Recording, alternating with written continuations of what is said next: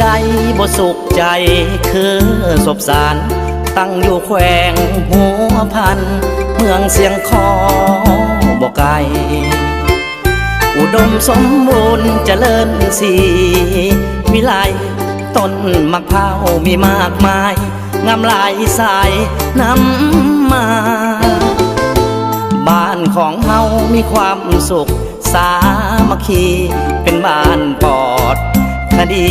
เป็นบ้านพัฒนาย้อนพักย้อนลับเฮาสวยสร้างสวยสาบ้านศพสารจึงได้มาเป็นบ้านวัฒนธรรมแสนสวยงามเด้ผู้คังนางนอนห้วยสารเป็นบ่อนเฮาหากินเศร้าคำนาวานายมเป็นโอข้าว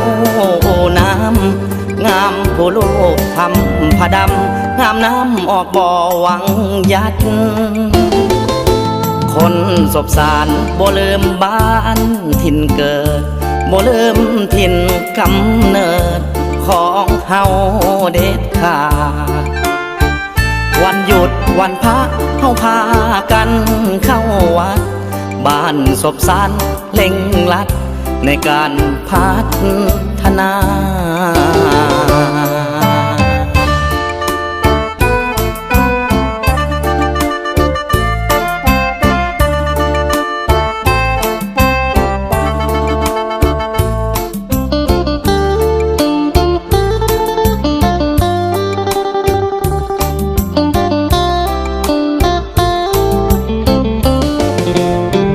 แสนสวยงามเด้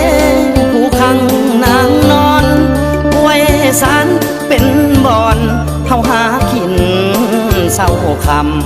ำนาวานายมเป็นโอข้าวโอน้ำงามผู้โลกทำผ้าดำงามน้ำออกบ่อหวังยัดคนศพสารบ่ลืมบ้านถิ่นเกิดบ่ลืมถิ่นกำเนิดของเฮาเด็ดขาดวันหยุดวันพระเฮาพากันเข้าวัดบ้านศพสารเล่งลัดในการพัฒนา